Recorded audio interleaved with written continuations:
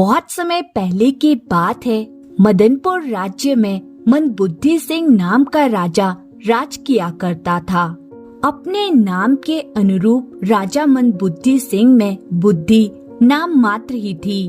राजा मंदबुद्धि सिंह हर समय चापलूस दरबारियों से घिरे रहते थे। अपनी झूठी प्रशंसा सुनकर राजा मंदबुद्धि सिंह बहुत खुश होता। राजा की इसी कमजोरी का लाभ राजा का प्रधानमंत्री रणछोड़ सिंह हमेशा उठाता रहता था। राजा अपने प्रधानमंत्री रणछोड़ सिंह की हर बात आंख मूंद कर स्वीकार कर लिया करते थे। राजा मंदबुद्धि रोज कोई न कोई ऐसी अजीब इच्छा दरबारियों के सामने प्रकट कर डालते, जिसे सुनकर सब दरबारी सोच में डूब जाते। एक दिन राजा मंदबुद्धि सिंह कहने लगा, प्रधानमंत्री रणछोड़ सिंह जी, हमें आज रात सपना आया कि हम सशरीर स्वर्ग में पहुंच गए। अब हम आपको एक बहुत महत्वपूर्ण कार्य सौंपने जा रहे हैं। क्या महाराज? हम वास्तव में सशरीर स्वर्ग में जाना चाहते हैं और इसका इंतजाम तुम्हें करना होगा, समझे? जी महाराज। राजा की ये अजीब इच्छा सुनकर प्रधानमंत्री सोच में पड़ गया। अजीब इच्छा है, भला ये कैसे हो सकता है कि कोई सशरीर स्वर्ग में पहुंच जाए? लेकिन महाराज को कोई कौन समझाए, मना करने का मतलब मृत्युदंड है। प्रधानमंत्री कहने लगा, वो सब इंतजाम मैं कर दूंगा महाराज, पर उसके लिए मुझे एक दिन का समय चाहिए ताकि मैं राजपुरोहित से जाने का समय निकलवा सकूं।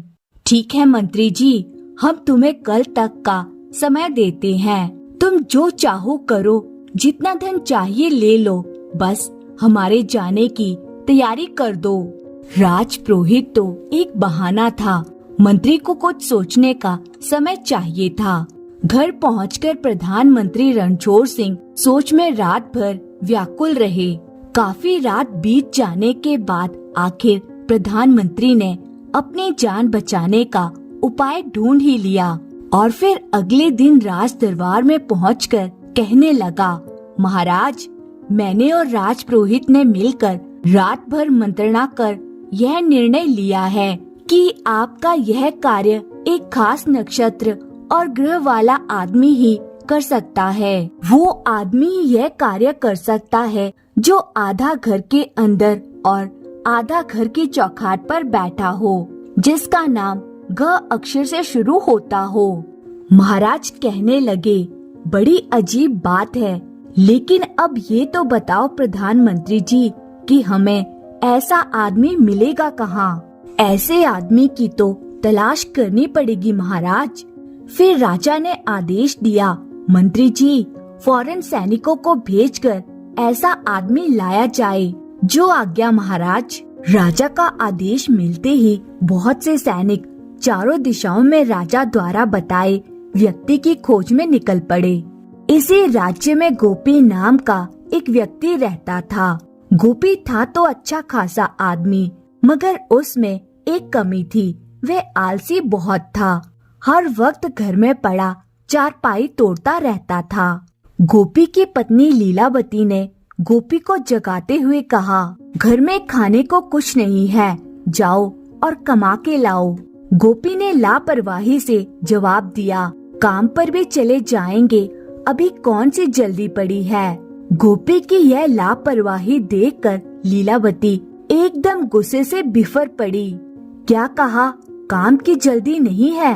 अरे, आपको तो अब मैं काम पर भेजकर ही रहूंगी। गुस्से में भरी लीलावती ने गोपी को घर से बाहर को धक्का दे दिया। तेजी से धक्का लगने के कारण गोपी अपना संतुलन ना बना पाया और धड़ाम से चौखाट पर गिर गया। तभी राजा के सैनिकों की नजर गोपी पर पड़ी, जो राजा के निर्देश अनुसार आदमी की खोज में निकले थे। वे आपस में कहने लगे, अरे, उस आदमी को देखो, ये तो बिल्कुल उसी स्थिति में है जैसा मंत्री जी ने राजा को बताया था। शायद यही वो आदमी है। सभी सैनिक गोपी के पास पहुँचे और कहने लगे, भले मानस, आपका क्या नाम है? मेरा नाम गोपी है। बस सैनिकों का इतना सुनना था कि वे खुश होकर कहने लगे, मिल गया वे आदमी। सैनिकों ने गोपी को बताया कि महाराज मंदबुद्धि सिंह ने आपको अपने दरबार में बुलाया है। सैनिक गोपी को राजमहल में ले आए और कहने लगे, महाराज, यही वो व्यक्ति है जिसकी आपको तलाश थी। बहुत खूब सैनिकों, हम तुम्हारे कार्य से बहुत खुश हुए।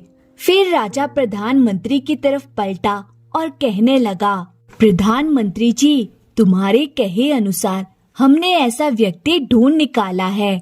अब बताओ क्या करना है? राजा मंदबुद्धि सिंह का आदेश पाते ही प्रधानमंत्री ने गोपी से कहना शुरू किया, देखो युवक, हमारे महाराज चाहते हैं कि वो सशरीर स्वर्ग जाएं। राजपुरोहित के अनुसार तुम ये कार्य कर सकते हो। ना कहने का मतलब फांसी है। मंत्री की बात सुनकर गोपी दंग रह गया और सोचने लगा, यह क्या चक्कर है? महाराज को स्वर्ग भेजना है, वो भी सशरीर। यह कैसे हो सकता है? ना कहने का अर्थ ये फांसी बता रहा है। जान का ख्याल आते ही दिमाग ने भी कार्य करना शुरू कर दिया और गोपी कहने लगा, हाँ, भेज देंगे जी, भेज देंगे। हमने पहले भी कई आदमियों को सशरीर स्वर्ग भेजा है, लेकिन इस कार्य के लिए धन चाहिए। राजा कहने लगा, धन की चिंता मत करो युवक, तुमको जितना भी धन चाहिए राजकोष से ले लो और जल्दी से हमें स्वर्ग भेज दो। ठीक है महाराज, धन मिलते ही मैं आपके सशरीर स्वर्ग जाने के कार्य में जुट जाऊंगा। राजा का आदेश पाते ही गोपी को तुरंत राजकोष से 20,000 स्वर्ण मुद्राएं मिल गई। बस अब थोड़ा इंतजार करिए महाराज, फिर मैं आपको सशरीर स्वर्ग भेज रहा हूँ। यह देख मंत्री गोपी के बारे में सोचने लगा, यह क्या चक्कर है? यह तो बहुत चालाक निकला। आखिर गोपी ने एक उपाय सोच ही लिया। अपनी योजना के अनुसार गोपी ने बीच जंगल में दूसरे राज्य के शिल्पकारों से एक शानदार महल बनवाया। जब महल बनकर तैयार हो गया तो उसे देखकर गोपी कहने लगा, वाह वाह, क्या जबरदस्त तराशा है। सचमुच स्वर्ग महसूस होता है। वाह, बन गया काम। अपनी पूरी तैयारी करने के बाद गोपी सीधा राजा के सामने पहुंचा और कहने लगा, महाराज, हमारी स्वर्ग की तैयारी हो चुकी है। अब आप जब चाहें सशरीर स्वर्ग चल सकते हैं। लेकिन महाराज, अभी एक समस्या और है। समस्या? कैसी समस्या? गोपी ने योजना अनुसार कहना शुरू किया, स्वर्ग सशरीर जाने की कुछ शर्तें हैं, उन्हें पूरा किए बगैर हम नहीं जा सकते। क्या शर्तें हैं? सबसे बड़ी बात तो ये है महाराज कि अपनी खुली आंखों से कोई भी स्वर्ग का रास्ता नहीं पार कर सकता। आपको आंखों पर पट्टी बांधनी होगी। मुझे मंजूर है। और दूसरी बात ये है, कोई भी मनुष्य जब तक स्वर्ग हो नहीं आता तब तक वो ये राज किसी पर भी प्रकट नहीं करता कि वो कब जा रहा है स्वर्ग। हमें ये शर्त भी मंजूर है। एक बात और महाराज, स्वर्ग जाने के रास्ते में आपके शरीर पर चोटें लग सकती है, कुछ चुभ भी सकता है। आपको मंजूर है? हाँ, मुझे सब कुछ मंजूर है। बस एक बार तुम मुझे सशरीर स्वर्ग भेज दो।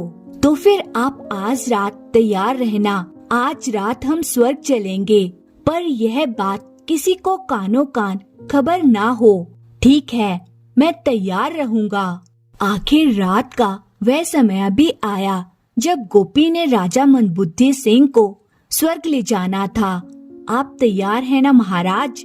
हाँ युवक। महाराज, आप अगर आज्ञा दें तो मैं आपकी आंखों पर यह पट्टी बांध दूं। जो करना है जल्दी करो, हम बहुत ही उतावले हैं स्वर्ग के लिए। और फिर गोपी ने राजा मंदबुद्धि सिंह की आंखों पर पट्टी बांध दी। गोपी राजा को महल से दूर ले गया। तभी एक रथ आकर रुका। अरे, ये तो घोड़ों के टापे हैं।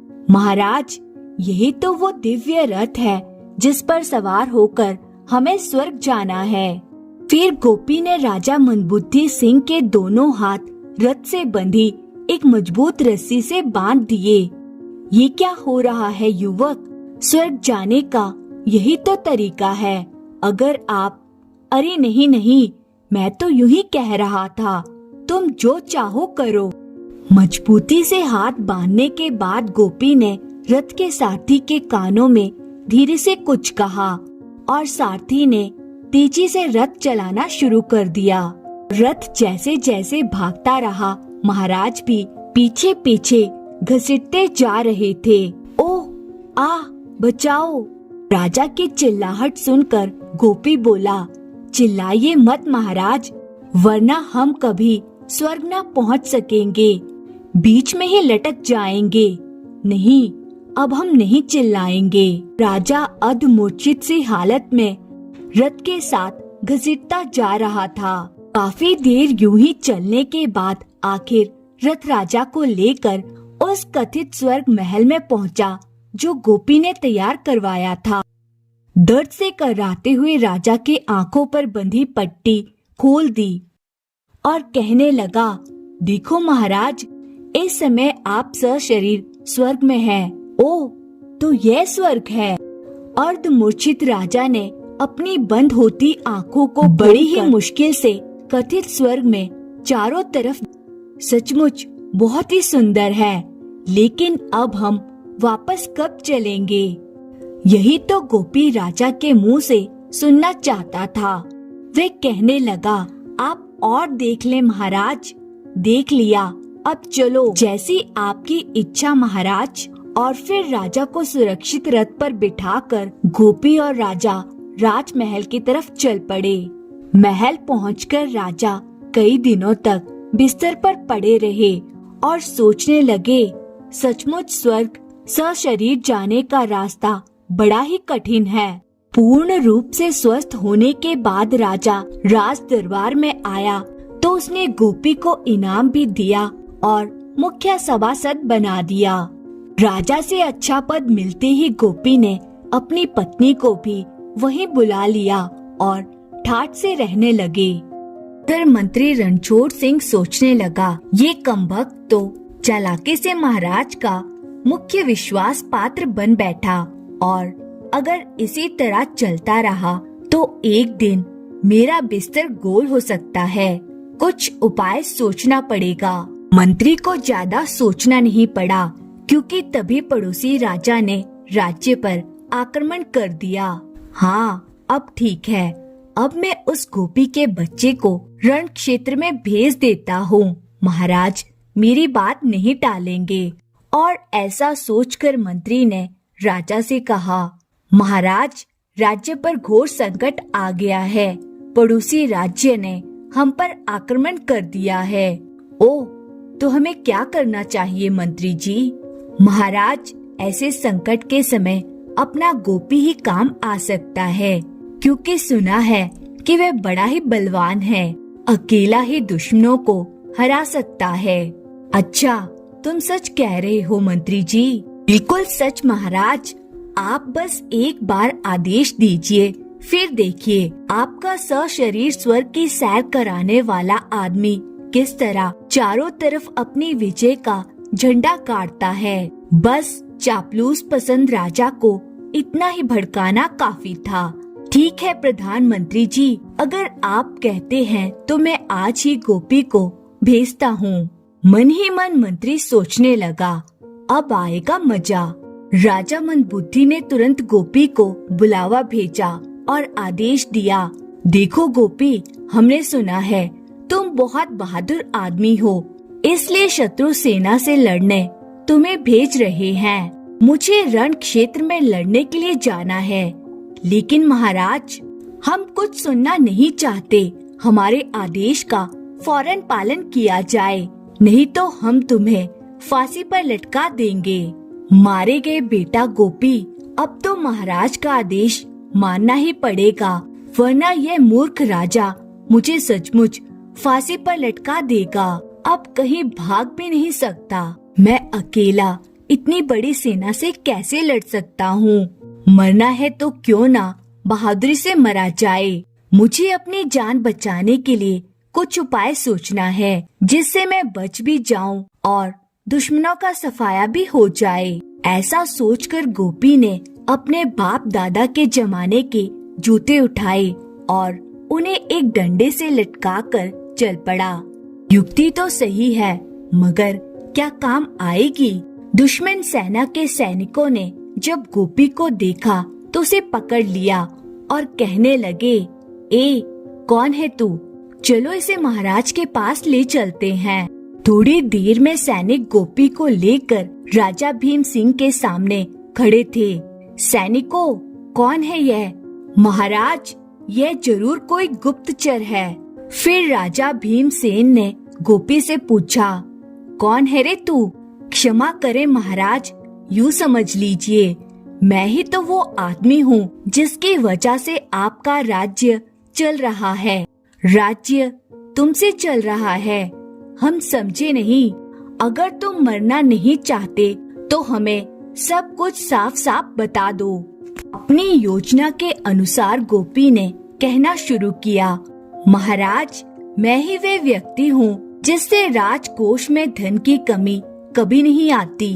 महाराज, यह सब मेरी चमत्कारी जूतियों का कमाल है। ये सोने के सिक्के उगलती रहती है। सोने के सिक्के जूतियों से कैसे निकलते हैं? महाराज, मेरी इन चमत्कारी जूतियों को अगर मैं अपने सिर पर मारता हूँ तो इनमें से सोने के सिक्के गिरते हैं। आश्चर्य से भरे राजा ने गोपी से कहा, जब तक हम अपनी आँखों से देख नहीं लेते तब तक हम तुम्हारी बात पर विश्वास नहीं कर सकते। हमें यह साबित करके दिखाओ। जूतियाँ उतारकर गोपी ने अपने सिर पर मारनी शुरू कर दी और यह देख भीमसेन के आश्चर्य का ठिकाना नहीं रहा कि ज्यों-ज्यों गोपी अपने सर पर जूतियाँ मार रहा था, त्यों-त्यों स्वर्ण मुद्राएं गिरती जा रही थी। बस बस नौजवान, हमने देख लिया, तुम्हारी जूतियाँ सचमुच चमत्कारी हैं। हमें तुम्हारी ये चमत्कारी जूतियाँ चाहिए, लेकिन ये आपके किसी काम नहीं आने वाली। इन्हें वरदान है कि ये मेरे पास ही अपना चमत्कार दिखाती हैं। तो इसका मतलब यह हुआ कि ये जूतियाँ तुम्हारे बिना हमारे लिए बेकार हैं। जी महाराज, अगर आप मुझे छोड़ने का वचन दें तो एक तरीका है, मैं इन चमत्कारी जूतियों से आपकी और आपके सैनिकों की जूतियाँ चमत्कारी बना सकता हूँ। क्या सच? जी महाराज। तो हम तुम्हें वचन देते हैं कि अगर तुमने ऐसा कर दिया तो हम तुम्हें छोड़ भी देंगे और इनाम भी देंगे। ठीक है महाराज, अब आप सब जूतियाँ इकट्ठी करवा दें। अगले ही पल राजा ने सैनिकों को जूतियाँ इकट्ठा करने का आदेश दिया। सभी सैनिक सोचने लगे, सचमुच अगर ऐसा हो गया तो कमाल हो जाएगा। और फिर थोड़ी देर में सब सैनिकों की जूतियाँ एक जगह इकट्ठी हो गई। गोपी कहने लगा, अब महाराज, आप भी अपनी जूतियाँ इन जूतियों के ढेर पर रख दें और बाहर निकल जाएं। मैं एकांत में ही यह कार्य कर सकता हूँ। अच्छा ठीक है। राजा भीमसेन ने अपनी जूतियाँ वहाँ रखी और बाहर निकल गया। गोपी ने अपनी योजना के अनुसार कार्य करना शुरू कर दिया। गोपी ने तुरंत ही अपने पोशाक में से छिपी स्वर्ण मुद्राओं की थैली निकाली और हर जूती में 2-2 स्वर्ण मुद्राएं रखने लगा। जल्दी उसने अपना काम निपटा दिया और राजा को अंदर बुलाकर कहने लगा, महाराज, अब आप सब की जूतियाँ भी चमत्कारी हैं। अभी नई नई है सब जूतियाँ, इसलिए आप सिर्फ 2 बार ही सर पर मारें। हम सब समझ गए युवक, हम वैसा ही करेंगे। अब हम जूतियाँ देखना चाहते हैं। मेरा इनाम महाराज। हाँ, तुम्हारा इनाम। और फिर राजा ने उसे कुछ हीरे जवाहरात इनाम में दिए।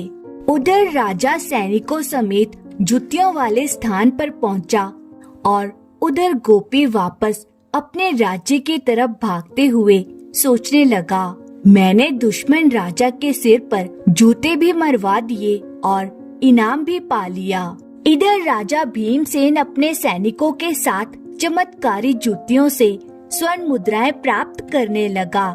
सैनिकों, हो जाओ शुरू, देखो कमाल, जो आज्ञा महाराज। सबने अपनी अपनी जूतियां उठाई और लगे खुद के सिर पर मारने। उसमें से स्वर्ण मुद्राएं निकली तो सब कहने लगे, वाह मजा आ गया, हमारी जूतियां चमत्कारी हो गई हैं।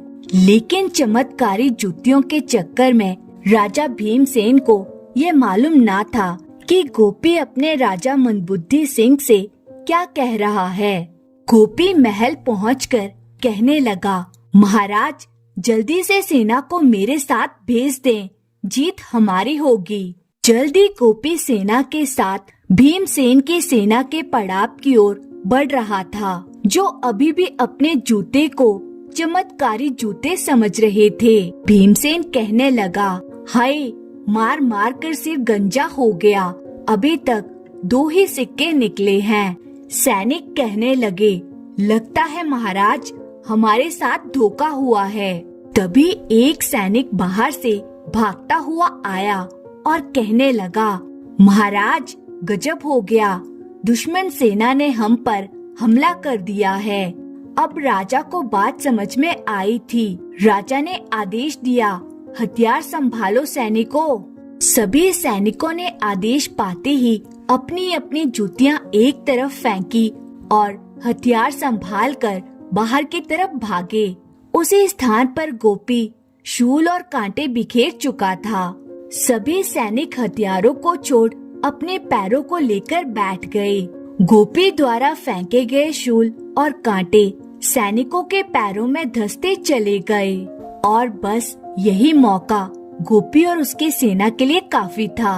अगले ही क्षण भीमसेन और मंदबुद्धि राजा की सेनाओं के बीच युद्ध होने लगा और कुछ ही पलों में भीमसेन की सारी सेना परास्त हो चुकी थी।